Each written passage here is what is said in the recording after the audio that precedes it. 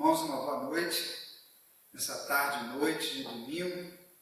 Estamos nos preparando para examinar a Escritura na liturgia do culto vespertino. Estamos transmitindo pela internet, recurso maravilhoso que possibilita que a pregação do Evangelho se expanda cada vez mais. E sabemos que nem sempre quem está assistindo à liturgia do culto está fazendo exatamente no horário em que ela acontece, às 18 horas, normalmente na igreja, nesse tempo de pandemia, nós não temos nos reunido no culto vespertino, somente no matutino. Mas, de qualquer maneira, no momento em que você estiver assistindo a liturgia desse culto vespertino, concentre-se totalmente no serviço de culto ao Senhor para adorar ao nosso Deus. E nesse momento nós vamos orar, pedir a bênção do Senhor para esse tempo de meditação na sua palavra. Eu peço que você se concentre agora, se desligue de qualquer coisa que possa interferir na sua comunhão com Deus nesse momento de exame da Escritura. Baixe sua cabeça, feche seus olhos e vamos orar. Senhor nosso Deus, nosso Pai, estamos, Senhor, interessadíssimos em aprender mais da Tua Palavra e nesse momento, na liturgia do culto vespertino, queremos rogar, suplicar a bênção do Teu Santo Espírito sobre cada um de nós, sobre os meus irmãos que vão estar participando desse momento de exame da Escritura e sobre mim, Pai, que as minhas limitações, Senhor, absolutamente atrapalhem a comunicação da Tua Palavra e que haja clareza, Pai, no entendimento do ensino que vamos recolher da Escritura Sagrada. Tem misericórdia de nós, dá-nos a Tua bênção e te pedimos que o Senhor abençoe cada um que esteja nesse momento participando, Pai, assistindo essa liturgia de culto. Tudo nós pedimos, agradecemos, orando em nome de Jesus. Amém. Muito bem, irmãos. No mês de outubro é o mês que nós temos a comemoração da Reforma Protestante do século XVI, iniciada na Alemanha, com o monge Martinho Lutero, que pregou na porta lá da catedral que ele participava, na entrada da catedral, um protesto sobre os pontos em que a igreja, no exame que ele fez, estava se afastando do Evangelho de Nosso Senhor Jesus Cristo. Então, esse trabalho que iniciou lá no século XVI repercute até hoje no mundo inteiro. E nós aqui somos fruto de um ramo desse trabalho da Igreja Reformada, sendo nós da Igreja Presbiteriana. E relembrando fatos mais recentes, ocorridos na Alemanha também, por coincidência, já havia comentado antes, numa outra situação aqui na igreja, mas em dezembro de 2019, nós recebemos alguns novos membros na nossa igreja. Ainda não existia nenhuma restrição com relação à pandemia.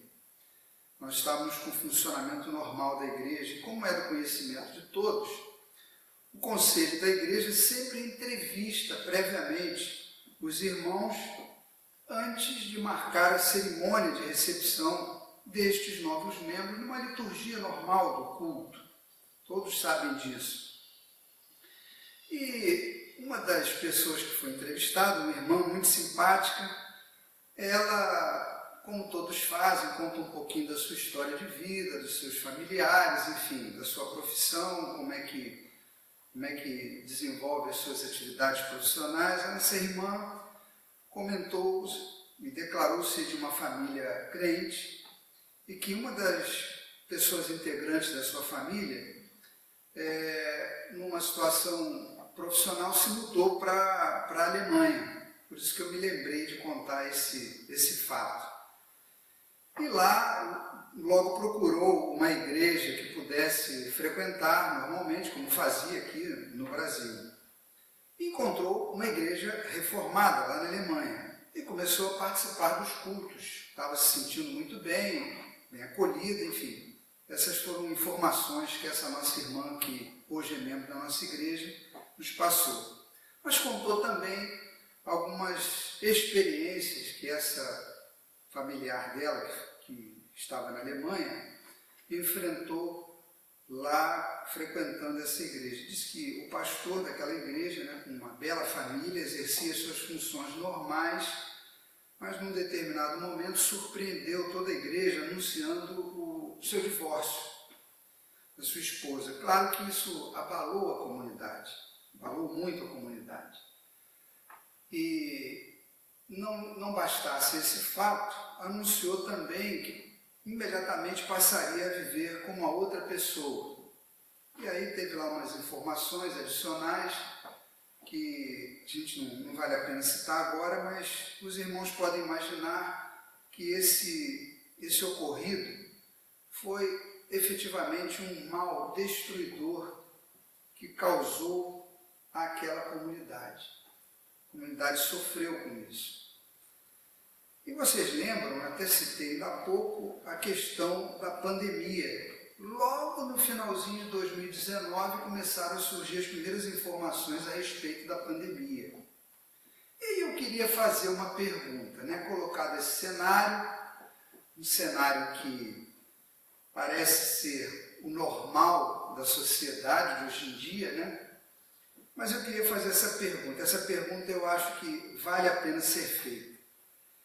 Nestes 2 anos de pandemia, os irmãos acham que as coisas melhoraram em relação ao comportamento das pessoas na sociedade? Uma pergunta para ficar aí, para você ir pensando e refletindo. Eu tenho a minha opinião, acho que você tem a sua, mas a pergunta é essa. Você acha que desde dezembro de 2019 até hoje, outubro de 2021, quase 2 anos, as coisas melhoraram? Então, eu aproveito esse assunto borbulhante para relembrar uma das epístolas de Paulo que ele escreveu ao jovem pastor Timóteo, na segunda epístola, no capítulo 3, eu peço que você abra a sua Bíblia, pegue a sua Bíblia, vamos localizar essa referência do texto, capítulo 3 da segunda carta de Paulo a Timóteo, versículos de 1 a 4. É um texto bem complicado para a gente poder entender como tanta coisa assim acontece. Então, capítulo 3, versículos de 1 a 4 da segunda carta de Paulo a Timóteo. Diz assim, vou ler. O texto tem um título, Os males e as corrupções dos últimos dias. É um alerta que o apóstolo Paulo está fazendo ao jovem pastor Timóteo, colaborador com ele na pregação do Evangelho na região. Sabe, porém, isto, nos últimos dias sobrevirão tempos difíceis.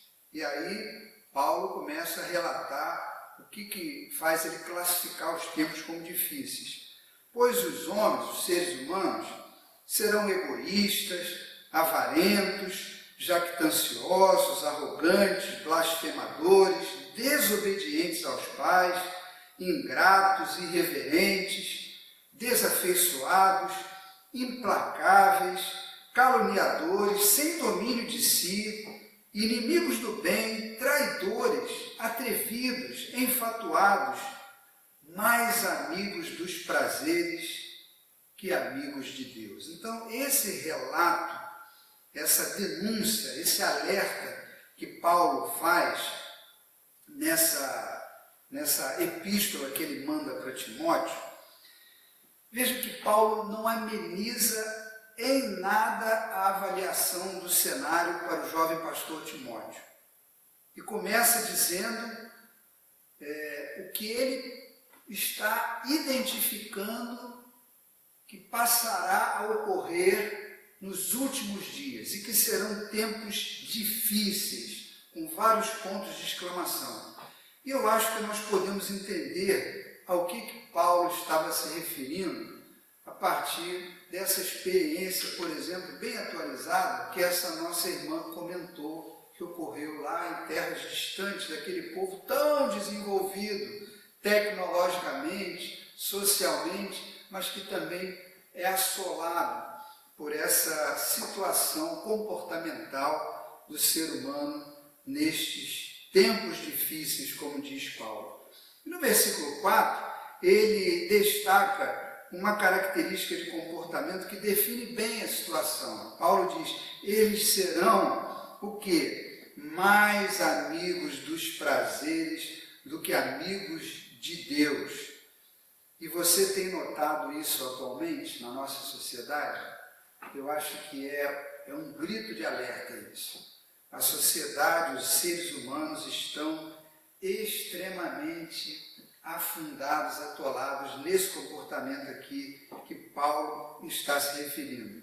Mas tem um paralelo que também é muito importante nós identificarmos, fazermos, é o que Jesus também adverte, uma situação similar no Evangelho de João, no capítulo 3, eu peço a você que dê uma chegadinha lá no Evangelho de João, capítulo 3, o Evangelho de João, capítulo 3, 16, todo mundo sabe de cor, todo mundo conhece essa parte de cor, que é a síntese do Evangelho. Mas eu vou querer destacar o versículo 19 desse capítulo 3, e nesse capítulo 3, versículo 19, Jesus evidencia também essa mesma base de conduta. O que Jesus diz? Os homens amaram mais as trevas do que a luz, porque as suas obras eram más. Veja como combina o que Jesus está alertando, advertindo, com o que Paulo, tempo depois, também alerta a Timóteo, com a mesma base de conduta. Então, eu queria fazer uma segunda pergunta. Como nós, igreja do Senhor Jesus Cristo, como é que nós devemos agir para contribuir no tratamento dessa sociedade que está doente a esse ponto que a gente tem identificado? Então, Paulo passa algumas orientações a Timóteo. E, claro, também a nós que estamos examinando o mesmo texto que ele escreveu para Timóteo, nós aqui na Tijuca. E acredito que várias igrejas que analisam essa porção aqui da Escritura Sagrada vão estar se beneficiando desse alerta que Paulo está fazendo a Timóteo. Veja mais adiante, logo no capítulo 4, Paulo passa então algumas orientações para fazer o tratamento disso aí, para a gente poder colaborar com a melhoria, né, desse comportamento da sociedade. Então, lá no capítulo 4, uma página que você vira, capítulo 4, no versículo 5. E ele diz assim, olha que interessante o que Paulo escreve. Tu, porém, sê sóbrio em todas as coisas. Então, Paulo passa essas orientações, indicando o procedimento que Timóteo deve adotar para lidar com essa situação e que é, na verdade, como se fosse um atoleiro que a sociedade está e que o ser humano parece que está afundando cada vez mais e que tem gerado diversas crises na família, crises na sociedade, infelizmente também nas comunidades eclesiásticas, como nós acabamos de relembrar, foi contado para nós. Então, essa primeira orientação que Paulo coloca é: tu, porém, sê sóbrio. O que significa esse ser sóbrio? Que esteja sempre atento, esteja alerta, esteja ligado, avaliando tudo para confirmar se está de acordo com a palavra de Deus. Qualquer situação que eu e você venhamos a enfrentar, no nosso dia a dia comum, a gente sempre tem que estar passando pela avaliação em relação ao Evangelho. Está de acordo com a Escritura Sagrada? Aí tudo bem, nós podemos avançar. Não está de acordo com a palavra de Deus? Se não estiver, então nós temos que fugir disso. É o que ele diz, foge também destes. Lá no capítulo 3 ele colocou dessa maneira. Então, nós não devemos estar associados com esse tipo de conduta. Não podemos concordar, pelo contrário, não podemos ser cúmplices com esse tipo de situação que o apóstolo Paulo estava alertando a Timóteo. Uma segunda orientação que ele faz aqui nesse versículo 5, do capítulo 4, primeira é ser sóbrio em todas as coisas, suporta as aflições. E é impressionante que a Bíblia não engana ninguém com um tal pseudo-evangelho do sucesso. Nós vamos ter aflições, então temos que suportá-las. E é o que ele diz a Timóteo. Timóteo, você vai ter aflições, então suporta as aflições. Elas virão. O Evangelho, a Escritura Sagrada não engana ninguém. Nós somos seres humanos, nós somos seres humanos que tivemos a queda, Deus nos resgatou, nos restaura a nossa vida, mas nós continuamos sendo seres humanos. E no meio dos seres humanos as aflições, elas vêm. Então ele diz, suporta as aflições. Temos que suportá-las. Não temos que reclamar com Deus. Eu não concordo com o que está acontecendo na minha vida. Não. Devemos suportar com força e resiliência no Senhor. Como é que nós vamos conseguir isso? Nós não vamos conseguir. Nós vamos pedir a ajuda de Deus. E Deus vai nos dar o suporte, o consolo, o socorro bem presente em toda e qualquer tribulação. Nos afastando, eliminando as tribulações? Possivelmente não, mas nos dando força e resiliência para enfrentar essas tribulações e ao final, levar a bom termo para cada um de nós. A terceira orientação que Paulo coloca é: faze o trabalho de um evangelista. E é esse foco que eu queria destacar nesse momento com maior atenção. O evangelista é aquele que prega o evangelho. Ele não fica escolhendo a quem pregar. E nós já temos recebido orientações aqui na igreja, do pastor, ou na escola dominical, já aprendemos que o semeador, ele lá na parábola, não escolhe o terreno onde vai depositar as sementes. Não escolhe, ele sai lançando as sementes. É o nosso caso aqui na Alzira Brandão, na Igreja Presbiteriana da Tijuca. Nós temos culto presencial, nós temos culto pela internet, como é o caso desse que está sendo agora gravado. Nós apoiamos instituições que dão socorro a pessoas e a segmentos da sociedade que carecem, que necessitam de apoio. Nós temos principalmente os campos missionários que nós apoiamos e atendemos e damos também suporte às famílias dos missionários. Para que a gente faz tudo isso? Para evangelizar, para fazer o trabalho de evangelista. Nós somos evangelistas, nós pregamos o Evangelho, nós cumprimos com essa obrigação, é um dever que nós temos, pregar o Evangelho, fazer o trabalho de evangelista, pregar o Evangelho. E é isso que nós temos feito aqui na Tijuca. Podemos ampliar? Podemos, queremos ampliar, mas nós precisamos ter o engajamento de toda a igreja. Toda a igreja deve estar junta, em comunhão, nessa tarefa, no cumprimento dessa ordem que Jesus nos deu. No nosso empenho para fazer o trabalho de evangelista, a todos que pregarmos o Evangelho, eles estarão recebendo o chamado externo de anúncio. Estamos anunciando o Evangelho pela internet, aqui presencialmente, quando estamos apoiando um missionário que está lá naquela terra distante que a gente não pode ir lá, ele está lá pregando o Evangelho, nós sabemos disso e apoiamos isso. A pregação da palavra distante e perto, e a nossa missão estará cumprida. Ide por todo o mundo e pregai o Evangelho. Essa foi a orientação, a ordem que Jesus nos deu. E Jesus, nesse texto do Evangelho de João, capítulo 3,16, o texto, vale a pena a gente relembrar, é que Deus amou o mundo de tal maneira que deu seu Filho para que todo aquele que nele crê não pereça, mas tenha vida eterna. Mas esse é o chamado interno. Esse chamado interno, só o Espírito aplica aos que são eleitos do Senhor.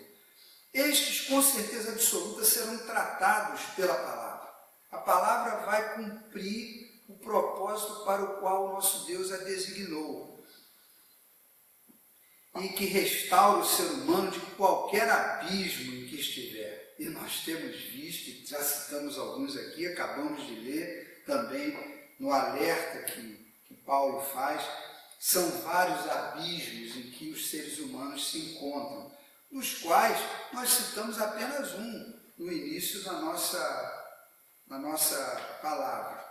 Mas Jesus também ensinou, e aí é uma outra parte do ensino de Jesus, que são aqueles do segundo grupo citado. Você, quando lê lá o Evangelho de João, capítulo 3, versículos 16 a 19, você vai ver que eles citam o segundo grupo, daqueles que não se chegarão para a luz, não se chegarão para a luz. O que nós sabemos, e já temos visto diversas vezes aqui na igreja, é que aqueles que o Senhor Jesus chama pela sua palavra, esses vêm, porque o chamado, ele é eficaz. Ninguém consegue dizer que não vai atender um chamado do Senhor Jesus. Então eles vêm, e aí ele os resgata, como foi com você e comigo.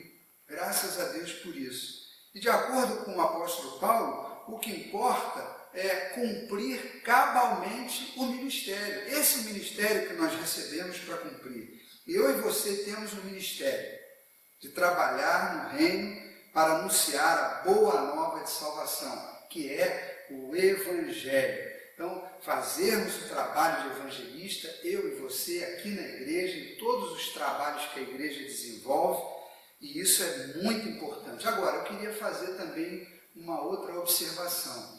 Todos nós participamos, da comunhão, da unidade orgânica da igreja, mas eu tenho percebido que a nossa igreja, mesmo com as situações já de controle de pandemia, já se estabilizando, eu tenho percebido a ausência de alguns irmãos que costumeiramente participavam conosco das programações, da liturgia do culto principalmente. O que eu gostaria de alertar? Nós somos uma igreja com esse papel aqui que o apóstolo Paulo está destacando. Fazemos o trabalho de evangelistas, cumprimos cabalmente com a nossa missão. Esse é o nosso trabalho, essa é a nossa missão que Jesus nos deu. Nós fomos alcançados porque alguém no passado fez esse trabalho da forma correta e o Senhor Jesus, pela sua palavra, nos resgatou. Então, a nossa igreja deve voltar a se estimular para a gente poder fazer esse trabalho aqui com pujança, com toda a programação, com todos os cuidados que nós temos todos os cuidados que a legislação está definindo. Estão aqui, mas a gente tem possibilidade de reunir mais pessoas. Daquelas pessoas que vão chegar aqui para fazer o trabalho de evangelista e cumprir cabalmente essa missão. Então, esse é um lembrete que eu gostaria de fazer com todo o carinho à comunidade, à igreja, para que possamos realizar esse trabalho de forma a mais eficiente possível. Nós nos sentimos como fazendo parte desse ministério, aqui na Alzira Brandão. E para você cumprir cabalmente na presença do Senhor, você precisa estar com esse tipo de envolvimento na sua igreja. Claro que você pode ter a evangelização pessoal, muitas pessoas têm essa oportunidade no dia a dia, isso é ótimo, mas aqui nós estamos na unidade orgânica da igreja. Nós somos o povo de Deus reunido nesse lugar aqui há 54 anos, e isso tem um valor inestimável, tanto para o bairro como para o trabalho que nós nos propusemos a fazer, principalmente o de apoiar os campos missionários. O mundo continua amando mais as trevas do que a luz. Isso aí é claro para todos nós. E sendo mais amigos dos prazeres do que amigos de Deus. Essa é a realidade. Mas nós temos percebido, e com muita clareza, que as ovelhas do Senhor Jesus, elas ouvem a sua voz e seguem o Senhor Jesus. E se nós aqui, na Igreja Presbiteriana da Tijuca, Rua Alzira Brandão, 135, somos uma agência do reino para contribuir com esse trabalho de evangelismo e com essa missão de receber e cuidar daqueles que o Senhor Jesus vai trazer, nós devemos estar unidos aqui, fortes e uns ajudando aos outros, nesse mutualismo eclesiástico, para que nós possamos cada vez mais expandir esse trabalho. Então a conclusão, meus irmãos, é a seguinte: devemos permanecer com firmeza nesse propósito, cumprindo cabalmente a nossa missão aqui nesse lugar, fazendo esse trabalho de evangelistas, apoiando o pastor. E quando Paulo escreve para o jovem pastor Timóteo, olha, os tempos são difíceis, hein? Esse mesmo alerta sendo feito para o nosso pastor, se ele não se sentir apoiado, se ele não se sentir com o suporte da igreja, vai ficar muito difícil. Então, é uma palavra que o apóstolo Paulo manda também para os pastores das igrejas, a exemplo do que fez com Timóteo. Olha, os tempos são difíceis. E para ele desempenhar o trabalho dele como pastor, claro, ele tem toda a vocação, se preparou, é o chamado do Senhor, mas a igreja apoiando, eu tenho certeza que ele vai se sentir muito mais forte para desempenhar esse trabalho. Então, devemos também estar preparados para receber essas ovelhas exaustas que o Senhor Jesus vai trazer para serem acolhidas com todo o cuidado fraternal aqui na nossa amada Igreja Presbiteriana da Tijuca. E Ele nos concedendo essa honra e essa chance de servi-lo aqui na nossa amada Igreja Presbiteriana da Tijuca, já fazemos isso há 54 anos. Uma honra isso, é um privilégio, é uma chance que o Senhor Jesus nos dá. Então eu convido e convoco todos os meus irmãos que fazem parte da nossa comunidade e aqueles que também são membros afetivos, como diz o pastor, que venham juntar-se a nós, vamos nos desenvolver mais nesse trabalho de evangelistas, para que toda a sociedade seja mais e mais impactada, influenciada com a verdade do Evangelho e os efeitos maravilhosos que a graça do nosso Deus produz na vida daqueles que são chamados pelo Senhor. Essa é a mensagem breve, simples, que eu estou trazendo para a meditação dos irmãos. Que Deus nos abençoe e que o nosso trabalho de evangelistas aqui na igreja possa representar uma sequência adequada, relevante aqui no bairro e na nossa nação, de acordo com os propósitos dos reformadores desde o século XVI. Que Deus abençoe. Vamos orar pedindo a bênção de Deus para que essa meditação produza frutos na nossa igreja. Senhor nosso Deus, agradecemos muito a bênção que o Senhor nos dá de meditar na Tua Palavra e dela recolhermos, Senhor, ensino que seja útil e imediatamente aplicável na nossa igreja, na vida dos meus irmãos, para fortificar a unidade orgânica, Senhor, da Tua igreja. Nesse trabalho de evangelistas que nós somos e temos aqui na Igreja Presbiteriana da Tijuca. Abençoa cada um que pôde participar nessa hora da liturgia do culto, abençoa as lideranças da igreja, o pastor, todos aqueles que estão envolvidos na pregação do Evangelho e em fazer com que as atividades eclesiásticas aqui da Tua igreja, elas evoluam e se expandam cada vez mais. Muito obrigado por todas as bênçãos, Pai, em nome de Jesus. Amém. Recebamos a bênção do Senhor e que a graça do nosso Senhor e do nosso Salvador, o Senhor Jesus Cristo, e que o amor de Deus, o nosso Pai, e que a comunhão, que as consolações, que a alegria e que a paz que vem do Espírito Santo do Senhor, o Espírito da verdade, repouse sobre você, meu irmão e minha irmã, sobre a sua casa, sobre toda a sua família, sobre toda a nossa igreja, aonde você estiver, e sobre todo o povo de Deus, desde agora e para todo sempre.